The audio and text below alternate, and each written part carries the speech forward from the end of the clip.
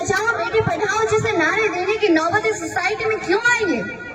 ये वीडियो मैं आपके साथ में शेयर कर रहा हूँ, नागौर जिले का है और इस बच्ची ने बालिका दिवस के ऊपर वर्तमान के समय बच्चियों की, बालिकाओं की हमारे समाज के अंदर क्या स्थिति है, समाज की कैसी सोच रहती है बच्चियों के प्रति, इस बच्ची ने अपने 5-7 मिनट के भाषण के अंदर, उद्बोधन के अंदर ऐसी बातें कही कि नागौर के आए हुए एक जिला कलेक्टर भी सुनते रह गए और उन्होंने ये महसूस किया कि वास्तव में आज के समय में ये ऐसी अवधारणाएं जो समाज में है इनको खत्म करना होगा और बच्चियों को आगे लाना होगा, पढ़ाई के अंदर बच्चियों को आगे लाना होगा। और मैं बता दूं आपको, कांटिया गांव के सरपंच ओमाराम सारण के द्वारा बालिका दिवस के उपलक्ष्य में ये कार्यक्रम रखा हुआ था और इस कार्यक्रम में 500 से ज्यादा बच्चियों को स्वेटर वितरण किए गए और बहुत अच्छा कार्यक्रम रखा। और इस बच्ची ने अपने उद्बोधन में क्या क्या बातें कही और ये बातें आपको पसंद आए और वास्तव में आप भी सोचते हैं कि समाज में आज भी ऐसी अवधारणाएं बालिकाओं के प्रति है, उसे हमें दूर भगाना होगा, बच्ची और बच्चा एक समान रखना होगा, तो आप इस वीडियो को खूब एक बार शेयर कर दो, लाइक कर दो। और आइए सुनाता हूं आपको कि बच्ची ने अपने उद्बोधन में ऐसी क्या बातें कही कि लोग सुनते ही रह गए। सर्वप्रथम मैं मां सरस्वती के चरणों में प्रणाम करती हूँ। जिलाधीश, उपखंड अधिकारी, विकास अधिकारी और मुख्य शिक्षा ब्लॉक अधिकारी, तहसीलदार, बाल विकास अधिकारी, सरपंच सर, गांव से पधारे हुए जनप्रतिनिधियों, मेरे छोटे व बड़े भाइयों और बहनों, आज राष्ट्रीय बालिका दिवस पर मैं अपने कुछ विचार व्यक्त करना चाहती हूँ। अगर मुझसे कोई गलती हो तो क्षमा करें। राष्ट्रीय बालिका दिवस क्यों मनाया जाता है? जब हमारे देश में ही नहीं संपूर्ण विश्व में नारियों के साथ नारियों का शोषण, उत्पीड़न और अन्याय जैसी प्रवृत्तियां बहुत अधिक बढ़ गई, तो हमारे देश ने इसे उन्हें सुरक्षा प्रदान करने के लिए और उन्हें सुरक्षित जीवन जीने के लिए और उनके उज्जवल भविष्य के निर्माण के लिए कई आयोजन किए, जिनमें से मुख्यतः जब बेटी बड़ी होती है, जब बेटी पढ़ती है, लिखती है, अपने पिता के घर होती है, तो बोलते हैं कि पराए घर जाएगी, और जब बेटी अपने पति के घर जाती है तो बोलते हैं पराए घर से आई है। मैं पूछती हूँ आपसे, एक बेटी का अपना घर कहाँ है? क्या इस संसार में उसे अपने भविष्य का निर्माण करने के लिए और आजादी से जीवन जीने के लिए कोई घर नहीं है क्या उसका? बताइए। हमारे माँ बाप कर्जा लेते हैं बेटों की पढ़ाई के लिए और बेटियों की विदाई के लिए। बेटी बचाओ बेटी पढ़ाओ जैसे नारे देने की नौबत इस सोसाइटी में क्यों आई है? क्या ये सवाल आप अपने आप से नहीं पूछेंगे? पूछिए।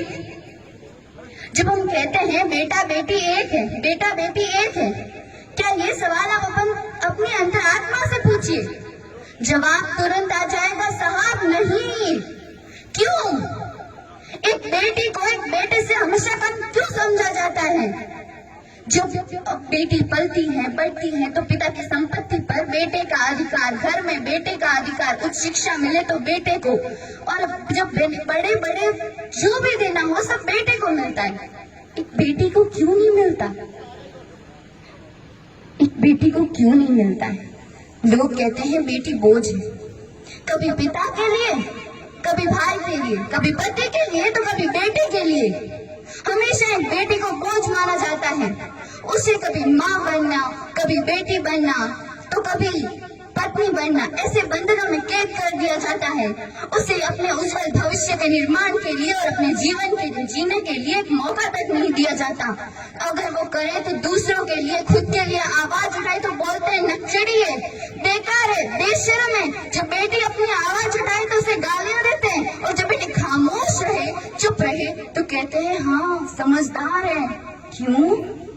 हम अपनी आवाज उठाना नहीं जानते? अपने अधिकारों के लिए हम लड़ना नहीं जानते? अरे हम लड़ेंगे भी, हम बढ़ेंगे भी। मैं जीना चाहती हूँ बेटों की तरह, मैं जीना चाहती हूँ बेटों की तरह। से गद्दारी का ऐलान ना समझा जाए। आजकल के बेटे भी हो जाते हैं घर से रुखसत, आजकल के बेटे भी हो जाते हैं घर से रुखसत। केवल बेटी को ही घर का मेहमान ना समझा जाए, केवल बेटी को ही घर का मेहमान ना समझा जाए। खाओगे किसके हाथ की रोटियां जब इन्हें पैदा ही नहीं होने दोगे? खाओगे किसके हाथ की रोटियां जब इन्हें पैदा ही नहीं होने दोगे? अरे माँ बाप की जिंदगी में भी ऐसा दिन आता है जब इनके जिगर का टुकड़ा नहीं, बेटियां भी अपना फर्ज निभाती हैं, बेटियां भी अपना फर्ज निभाती हैं। जब पीएनडीटी और प्रसव पूर्व निदान जैसी तकनीकों द्वारा एक बेटी को जन्म लेने से पहले मार दिया जाता था, क्या बेटी जन्म लेते ही इतने गुनाह कर देती है जिसे जन्म लेने के जीवन के हर मोड़ पर उन्हें सजाएं दी जाती हैं? तो एक बेटी की पुकार जरूर सुने, माँ, ओ माँ, माँ, माँ, मैं भी जीना चाहती हूँ, मैं भी तेरे आंचल में सोना चाहती हूँ, तेरी ममता की ममत्व की कोख में पलना चाहती हूँ। माँ, मुझे मार मत, मुझे भी जीने दे, मुझे एक मौका तो दे माँ, मुझे एक मौका तो दे माँ। मैं उस हर कार्य को करूंगी जो तू कहेगी, मैं अन्याय के खिलाफ खड़ी होकर ये लड़ाई लड़ूंगी। माँ, मुझे इस दुनिया में आने का मौका तो दे माँ। माँ, मेरी पुकार तो सुन, एक तू ही है जो मेरी पुकार सुन सकती है। माँ, मेरी पुकार सुन माँ। हाँ, जानती हूँ तो कुछ लोगों के आगे मजबूर हुई है माँ, पर तू आवाज उठा माँ, तेरी आवाज को कोई नहीं टालेगा, कोई भी तेरे खिलाफ जाने की हिम्मत नहीं कर पाएगा। माँ, एक बार आवाज उठाकर तो देख माँ, मुझे जीने का मौका दे माँ, मुझे जीने का मौका दे। एक बेटी इस तरह पुकार करती है, लेकिन कुछ लोगों की स्वार्थी और दकियानुसी सोच के कारण एक बेटी को पैदा होने से पहले मार दिया जाता है। कुत्ते उन्हें नोच कर खाते हैं कि यही एक बेटी है। जब आप कहते हैं हमारे घर में बहू आएगी, जब बेटी को पैदा ही नहीं होने दोगे तो क्या उनसी बहू लेकर आओगे आप? एक बेटी को स्कूली शिक्षा तक ही सीमित रखते हैं आप लोग, क्यों? कहीं और का नहीं, इसी गांव की एक बेटी का उदाहरण है जिसने 10th में टॉप किया था, लेकिन उसे जीवन, उसके भविष्य का इस तरह बिना सोचे समझे कत्ल कर दिया गया। 10th में टॉप करने वाली लड़की, सोचो एक बार, सोचो उस लड़की पर क्या गुजरी होगी जब उसके सपनों को इस तरह दफन कर दिया गया था। सोचो, कोई नहीं सोचता बेटी के बारे में। तो अरे बेटी अपनी आवाज उठाई तो अरे चिड़ी है, बेशर्म है, ये बोल के उसकी आवाज चुप कर देते हैं। कौन सोचता है एक बेटी के बारे में?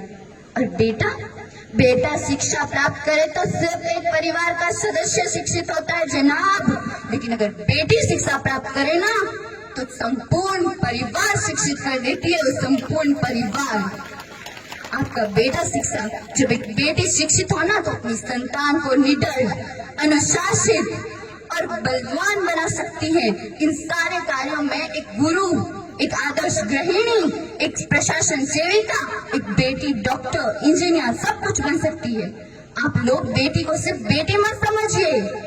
I am not only a girl, I am lawyer. I am not only a girl, I am pilot. I am not only a girl, I am doctor. I am not only a girl, I am engineer. I am not only a girl, I am leader of my life.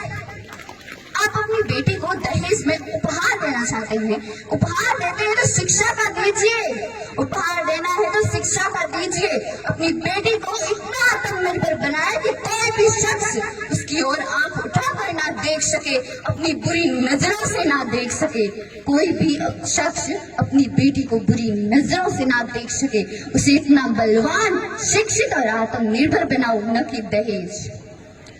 मैं कहना चाहती हूँ अंत में, अभी सब लोगों को थोड़ी जल्दी है तो मैं अपनी वाणी को विराम देना चाहती हूँ, पर आपसे निवेदन, हाथ जोड़कर निवेदन है कि बेटियों को स्कूली शिक्षा तक सीमित मत रखिए, उन्हें अपने उज्जवल भविष्य का निर्माण करने का मौका दीजिए साहब, वो बड़ा नाम करेगी आपका।